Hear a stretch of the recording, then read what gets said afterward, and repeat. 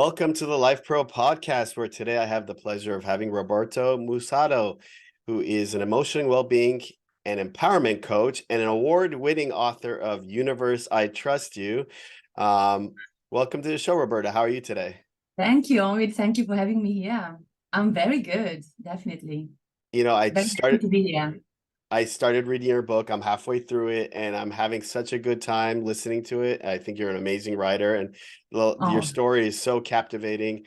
And I can't wait to finish it. Unfortunately, I haven't had time to finish it, but I will be finishing that soon. But I'm excited to deep dive into our topic today, which is about You can't have vulnerability without courage. So we're going to talk about courage, which is, I think, you're touching on in your book, and making drastic changes and having the courage to travel by yourself. So before we get into that, why don't you start out by telling us more about yourself and more about your journey? yeah. Well, so my journey, which is at the center of the book, Universe, I Trust You, was a 3-month trip that I embarked on solo, backpacking in Asia. So I spent 1 month in Sri Lanka, 1 month in India, and 1 month in Nepal, traveling alone. And it was my way to escape a long and generalized crisis that I had been having in London back in 2018. And at that time, I really needed to put some space between me and all the pain that I was feeling, because really on all fronts, you name it, whether it was relationships, friendships, work-wise, stuff was not working. I was living in the gap between the life that I thought I was going to live and the one that I was actually having. And I couldn't understand how I ended up in that situation, in that gap.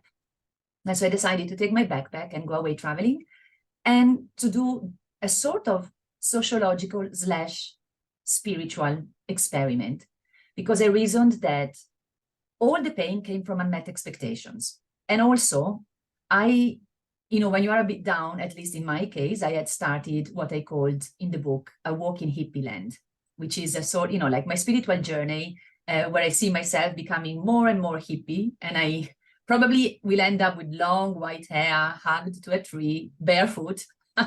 So this is how I imagine myself at the end of this, spiritual journey one day. And basically, in all the things that I was doing and studying, there was a constant message: you have to let it go. No expectations, no attachments. And I was like, yeah, but how can you do that? And so when I went away for 3 months, I decided to make this experiment and see how life can be when you have no expectations, when you plan nothing, and you just embrace everything as it's the best way in which things can show up. So I decided to live in trust for 3 months, and Universe, I Trust You was my mantra for those 3 months. Yeah. So I mean, we'll deep dive more into your trip, but what was your motivation behind writing the book? So when I came back from that trip, I'm like, people need to know what happens when you live in trust, like how well you live and what amazing things happen. Right. Because we generally want to control things. And when you control, you are taking away so much beauty that could naturally happen because you're just forcing things in one direction. And B, because we're human beings with a limited fantasy, what we are trying to achieve is anyway so less than what we could have if only we allowed the universe. I call it universe, you can call it God, according to your belief system. If only we allowed the universe, God, to just play and move all its things, because they are much bigger than what we can envision. Yeah.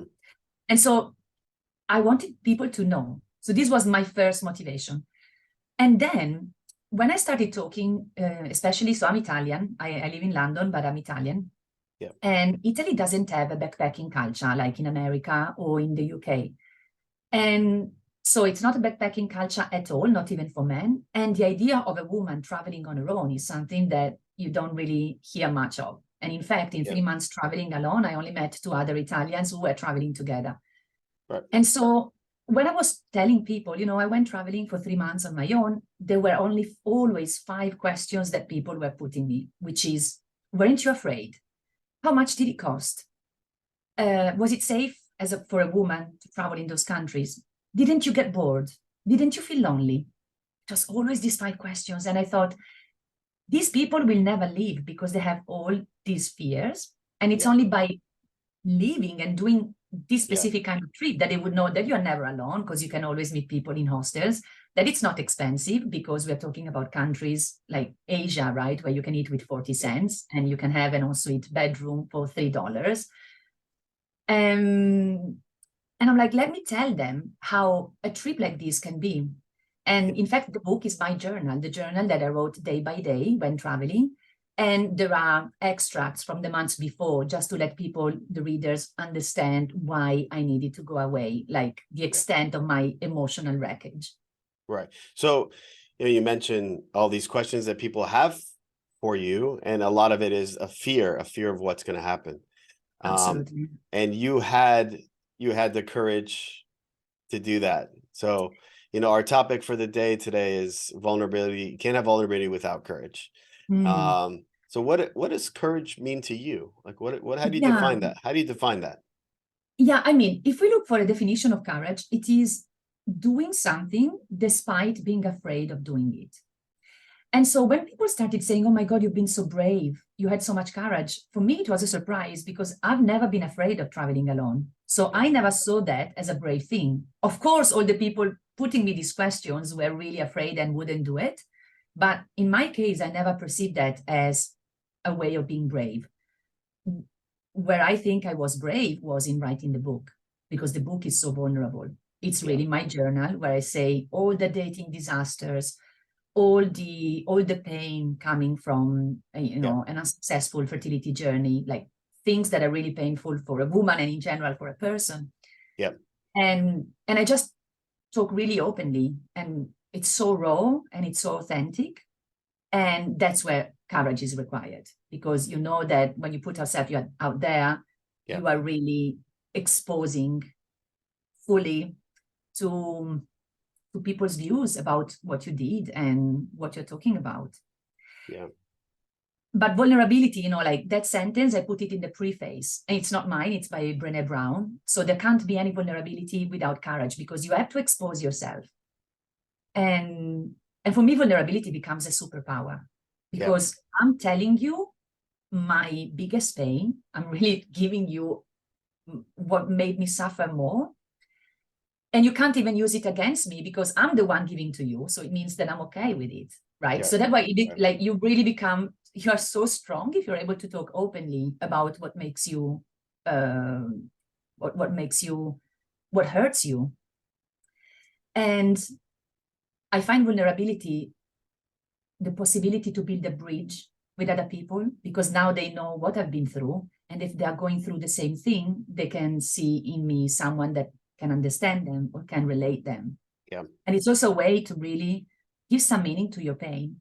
Because when we tend to, to close and to shut down about what we're going through, not to talk about it, first of all, we make it bigger and we start developing maybe shame or a sense of guilt around what we are going through. And our pain becomes kind of pointless because we're not even able to use it to help others. Because what I've been through allows me to understand other people and tell them there is a way out. And that's what happened Yeah. for me. And so I'm really in love with vulnerability. Like the moment I decided or I became vulnerable, I could just see even my relations in general improved so much and became really authentic. Yeah. I think people are afraid to come out of their comfort zone because they're the fear of the unknown or the fear of failure. Um, Yes. but if you talk to the most successful business people in the world, they might have had 99 failed businesses before they had one successful, because they Yeah. weren't afraid to take the risk, because we grow through our failures, through all of our experiences. Yet Yeah. most people are so hard on themselves when they fail, Yeah. because why do you think that is? Hmm. Well, I think that in general, people tend to be quite hard with themselves. Like we would really be living in a better world if people would learn to have more compassion towards themselves and be less judgmental, because there can't be any healing if you're judging yourself. So this is to Yeah. start with. And secondly, I think that we live, in a society where we are, where so much importance is put on the goal reached, on the destination. And what I've learned to discover is that it's about the journey, really. It's about the person that you become to get there. It doesn't even matter if you don't get there. What's important is the skills that you develop, the mindset, the discipline, like really the person that you become trying to. And we live in a society that places so much attention on achievements. And sometimes achievements are just a way to say, I matter, I'm here, I'm lovable, look at me, I deserve it. And we kind of tie our self-worth to reaching or not that thing. And then also in general, people are, we tend to stay in our comfort zone, which it's not necessarily comfortable at all. It's familiar. That's one of the expressions that I would like to change. The comfort zone is not really comfortable, because otherwise people wouldn't have all this unhappiness. But it's familiar, so it's something that they know. And our brain is always afraid to stretch itself outside of what is known. And so, that's why all these fears that tend to protect us. But one of the statistics that shocked me more is that 98% of our fears never become true. And we live such a limited life, fearing things that, like 98% of the times, don't even become true. Yeah. That's terrible. Now, from your experience, you were kind of in a place where you needed to make a change, and you embarked on this journey that you wrote about, and you left London for 3 months to find yourself, find some solutions in life.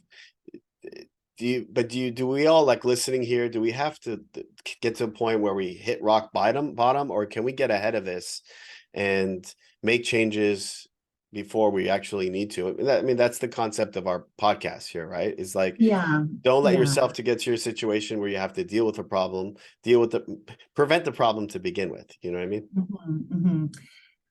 So first of all, I didn't really live with the idea of, I want to find myself, and I just needed to breathe again. I'm so focused on what I don't have, and I keep looking at what is not working. I know intuitively that life is beautiful and that there is so much good, but I just keep looking about the life that I don't have. And so for me, it was really like, I need a break from all this mental loop in which I was in. And before then, I had gone to the counselor for 2 years, and that had surely helped me gaining more awareness. But, but personally, when you get more awareness, but then there's no change following, it's even worse, because now you're seeing the problem and you're not able to change. So, but that of course is something that can be a first step. Like I tried that, and I embarked on this spiritual journey, and the different practices were opening up new doors and possibilities. I saw that there was something more, but still this wasn't really helping me. And journaling has always helped me, like writing. And of course, you don't have to reach rock bottom, of course, because when you reach, but at the same time, I think that there is something, and I'm going to say something really strange, but there's something beautiful in which you hit rock bottom. Because that's when you're like, okay, from now onwards, it's only upwards. That's only up. Like I can't go any further down. And of course, going away for 3 months is a privilege that not everybody has, in terms of time more than in terms of money, because what I wanted to show in my book is really that traveling can be so cheap, especially if you go to Asia. So, people use very often the economic thing as an excuse to justify their fear of traveling or of not doing this experience. So, of course, in terms of time, not everybody can take 3 months away. But as I said, there are many things that you can try before getting there. And first of all, given that we just talked about vulnerability, I think that opening up with your immediate social circle can be one of the first steps, because so many people tend to numb it, hide it to themselves and to the rest of the world. And in this way, they just magnify the problem. So, being more vulnerable, more open, looking for help. I looked for help at a counselor. Now, after this trip, like this trip was life-changing for me because afterwards I became a life coach. And now I can see the difference between life coaching and counseling. And for me, life coaching is really what transforms you, because Right. you get the awareness and you get someone gently pushing you to make different choices, to try new solutions. So there is this active, practical part that for me was missing in counseling. And so asking for help, that's so important. And it can be also, looking for new hobbies, like trying to get out of your mental loop, put Mm. something new into your life, hopefully something joyful. But it's a big concept. Like there are so many pieces that would need to be dealt with. So on the one hand, you have to get rid of what's of the pain, and you can do that by with a talking therapy or with somatic practices. And then there is the reintroduction of pleasure and love for life. And Yeah. for me, traveling was a bit of both, because Right. somatically it was always being on the move and changing, and then it was talking with all these people, and it was in the introduction of so much really beauty and adventure and love for life. Well, you talk about this in your book. What's the difference between, you guys call it holiday, we call it vacation. What's the Mm. difference between a holiday and traveling? You said there's a difference in your book. Oh, yeah. Like for me, I don't know if there is a technical difference, like in terms, if I check on a dictionary, but for me, so holiday sounds like a relaxing one, Yeah. where you are generally living, probably more comfortably than your everyday Right. life. It's like when you Right. give yourself these treats, beautiful hotels. And so you're really there to relax and enjoy. And for me, traveling is, first of all, it implies the sense of adventure. At least personally, that's what I love. So I go in places like in hostels and guest houses that are Yeah. adventurous, to say the least. Like I really enjoy these Yeah. scrubby places where you never know what can happen.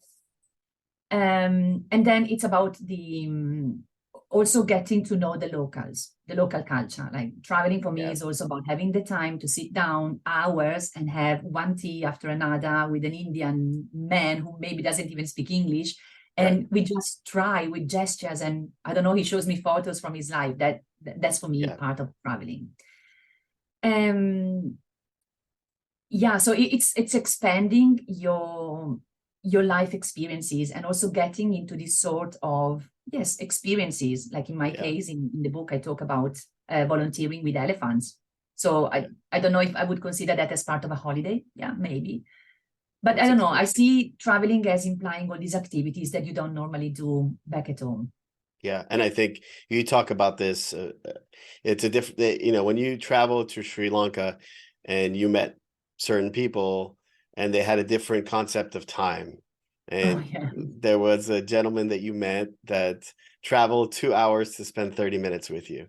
Yeah, And something that I would never do in London. something you Absolutely. wouldn't do, something I wouldn't do, no matter Yeah. what. But time was different for them than it is Yeah, for us. So to absolutely. have that perspective of life, obviously helps us understand how other people think, and in ways can help us change our ways of thinking. Uh, Yeah. so Like there are so many people who go to a resort. Maybe they travel to this far off country to spend 10 days in a resort, all inclusive resort. And I'm like, what did you see of the place? Did you talk with anybody from there? right, Like you're just having, whether you were at a swimming pool back at your own town or in Cape Verde, yeah, it was the same thing, because you didn't really interact with anyone. So it's right, like some artificial, that's for me, there's no point in that. right. I don't know, maybe when I will be an old lady, but I also doubt it. Like I really love the connection, the knowing the local culture, Yeah. getting into these situations that are so different from your normality. Yeah, and I think it gives us a different perspective on life, but we Absolutely. we dwell over maybe small things when, you go to a different culture and they're dealing with bigger issues and bigger problems, and obviously different challenges. It gives us different perspective on life, and maybe gives us more of an appreciation for what we have, Mhm. and maybe gets us to that point where, we trust the universe to make things the way it should be, and go with the flow and not worry about what's happening to us, and just enjoy the process. Everything happens as the universe wants it to happen, and trusting the process. Mm. So then my next question is, we all you talked about in your book, you imagine yourself at your age, married with kids, and it necessarily didn't end up that way, and it took you maybe this trip and some reflection to understand it, and find the courage, to make the changes to your mindset and how you move forward. um and what advice do you have for people that might be in the same predicament as you before, where life is not necessarily turning out the way that I imagined it? Yeah. So what I realize now, like nowadays, I'm living in the positive gap. Before going on that journey, I was living in the negative gap, right? As I said, the Yeah, difference between what I thought I was going to have, married with 3 children, an amazing career, and now I'm living so many things that I had never, ever envisioned in my life. So I'm currently a master coach, an NLP practitioner, and a writer.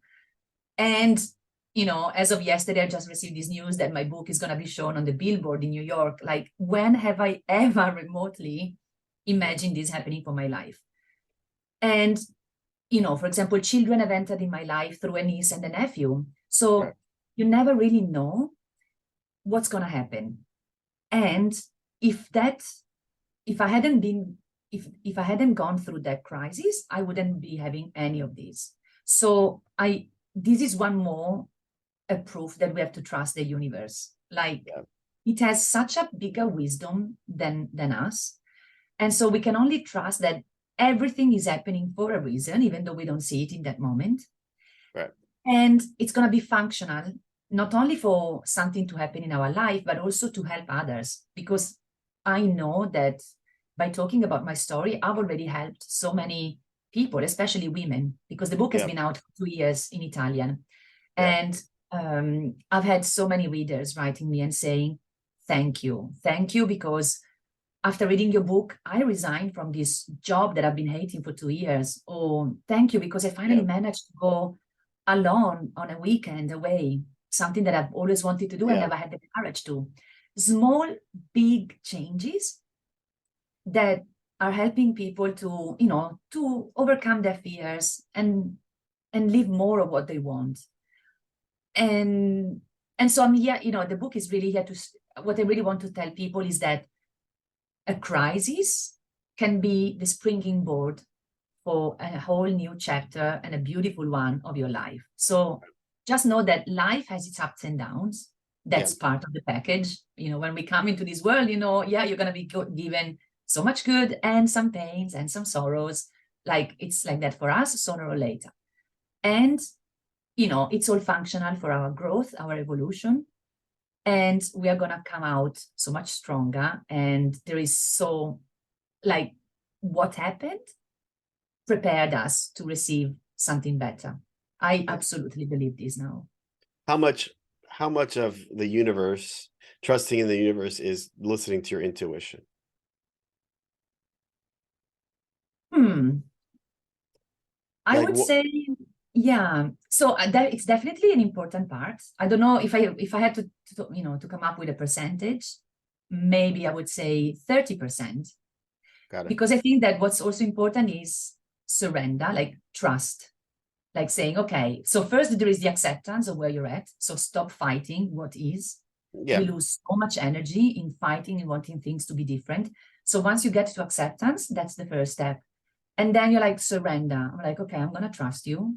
So this is already, like I would say 30% of acceptance and surrender. And then there is reading the signs. Because so often the universe is kind of guiding us. And I talk about synchronicities in my book because they kept happening all the time. I mean, I think they are always happening. It's just that when I was traveling in those 3 months, because I was living in trust, sometimes I really didn't know what to do. And I'm like, okay, universe, I trust you, send me a sign. And then I saw it because I was yeah, paying attention. But I think that synchronicities are there all the time. yeah, So I would say, yeah, surrender, acceptance, reading the signs and then also following, because when you start listening to yourself, so the intuition. So, the intuition is An one element. third of the game, I would say. Yeah, and you talk about in your book the power of now and how much that influenced you. Not worrying about the past, not worrying for the future, and living in the moment. How much of this courage is based on that philosophy? I never really made it's a good question. I mean, when I was traveling, I was really just wanting to enjoy the moment, because I'm like, I really don't know what's going to happen tomorrow, and I'm not worried. And Right. I just trust that it's going to be fine. So let me be now with what is here. Yeah. And I just saw that it was amplifying my enjoyment. Yeah. Like when you stay in the now, you can really fully immerse in what is present. And you start noticing so much of what is already there, but we just normally don't see it because our mind is already thinking about the next thing. Mm-hmm. So I don't know if I would link it to the courage, but if courage is, like it's a decision that you're like, okay, now I'm going, now I'm doing the thing. Yeah. So it's probably when you are, it requires being present in the moment. Well, I give you an example. Like you mentioned somebody leaving their job, right? I think that takes courage. Like they're focusing on what's going to make them happy now, and then they trust the universe that another opportunity will come to them, or they'll figure it out. At the end of the day, I think it takes courage to do that. It takes courage, of course. And, it's funny, like, I laugh because in my coaching practice, I've already supported a few women to resign. It's like I'm becoming the big unrecruiter in Italy. Like, I'm helping all these ladies resigning. And it's an idea that I've been having for years. And there's all these fears, especially like the Italian market is very still. Like if you normally you don't leave a job, you stay in the same job for 10, 15, 20 years. And for example, recently I had a client, she's 51 years old, and it's really, really hard to find another job at that age. And so all her friends were like, are you crazy? What are you going to do? What if you get sick? And I was like, well, first of all, why do we have to base a decision on the idea that something goes wrong? Why can't we say, what if you stay healthy and you're wasting the last years of your life in a job that you don't like, right? And then even if you were to get sick, then even more, you shouldn't be spending the last years of your life in something that you don't enjoy. So, but yes, of course, it took courage and it took some support to be shown things from a different perspective, the perspective of someone like me that says, we are here to enjoy life. I really don't believe in a God that wants us to stay in a position where we are feeling in prison, where we're not enjoying what we're doing. Like I don't subscribe to this view of life. And we're here to evolve because life is movement forward. And so, stop being stuck just out of fear. There's only one decision from which you can't come back, which is suicide. But for the rest, whatever decision, if it doesn't work out, then okay, you take another decision. Like, I think that part of it is also we think so much about things that we make them become these huge monsters that we're not able to face them. But, decision making is really a muscle that we should learn to oh, my dog in the ground, that we should learn to train more, right? To just develop. So start taking decisions, making it a linear process, a quicker one. If it doesn't work out, next decision. Yeah. Going back to what we said, people are hard on themselves. If you make a mistake, you learn from it, and there's beauty in that. And it takes courage to make these decisions. Yeah. But I think the more decisions we take to act differently, the better. Yeah. And when you said earlier about failure, like failure is a word that I don't particularly like to use because I don't believe that there is such thing as failure. There is feedback, there is redirection. Right. But even when if you think about Google, I think it's Google that has as its motto, fail forward, fail further, fail faster. Like they pay people to try different things and fail so that they can know what works. Yep. And I'm like, we're talking about Google, right? So the importance of failing, because it always gives you feedback in doing things differently the next time. Right. Um, and yeah, you know, the moment you can reframe or you can learn something, it's never a failure. Yeah. Absolutely. Well, you've taught us a lot here in this last 30, 40, Mhm. 40 minutes. Um, is there one thing that you'd like to teach the world? Oh, um, If you, well, if you, maybe it would be really this one, right? You know, live your life. And yeah, this is a sentence that I repeat in the book. Choices have to be made out of love, not out of fear. Whenever you know that you're choosing because you're afraid, it's yeah, the wrong choice. It's the yeah, wrong choice because, yeah, you know, you are gonna you're gonna stay stuck in what you know and which you're unhappy yeah, about. Otherwise, you wouldn't be thinking about something else. So it's fear stopping you. That's the wrong choice. You need to choose yeah, for love. Yeah. yeah. So maybe this is what I would like to teach the world. I love That that. and to be, yeah, that and to be more kind in general. Because I think that I the world needs more kindness. Yeah, I 100% subscribe to all of that. And you've made some big changes. You moved from Italy to London Uh-huh. 17 years ago, I believe. Yeah, 17 years A- ago. Yeah. And that was a big change. I mean, I've been to London, I've been to Italy. I wouldn't know why you would leave Italy for London, but Oh, I that's mean, enough. I'm in London for the weather and for the food, of course. Okay. No, no, no, no, no.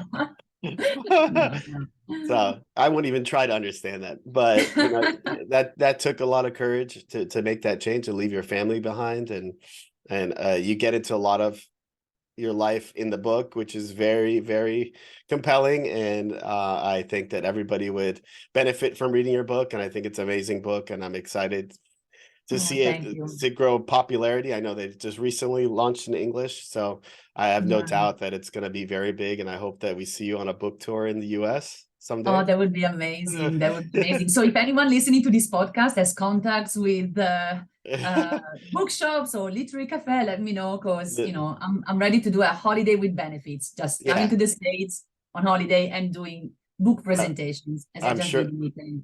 I'm Yeah. sure the universe has that in store for you, Oh, 100%. yeah, yeah. The universe has been surprising me over and over, Yeah. honestly. So, yes. So I mean, your book has been very inspiring to me so far, and you've been very inspiring to me.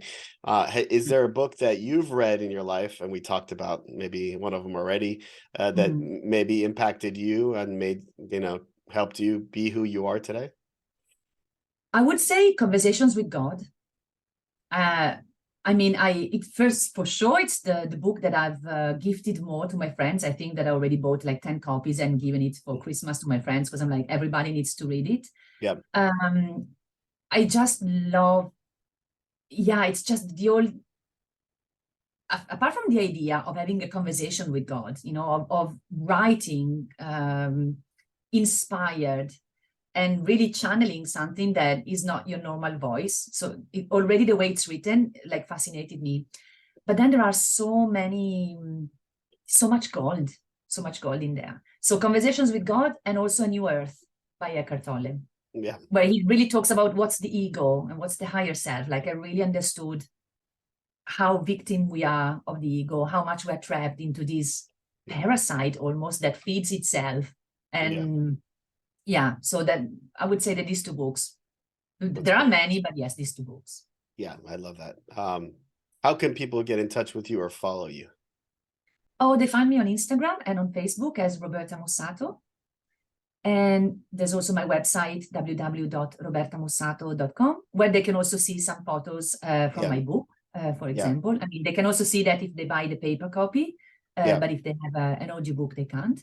Yeah, so, and also on LinkedIn, Roberta yeah. Mussato. Yeah, you could buy your book on Amazon. I'm currently listening to the Audible version. I recommend it because I think you're a very great speaker as well as a writer, and Oh, thank you. very much enjoying your humor and your tone, and you're very captivating. So, And my congratulations. Italian accent. Oh, yeah, I love it. It's great. Okay. Brings me back to Italy. Nice, nice. Roberta, thank you so much for your time. I had so much fun. I know everybody will gain a lot of knowledge from our talk today.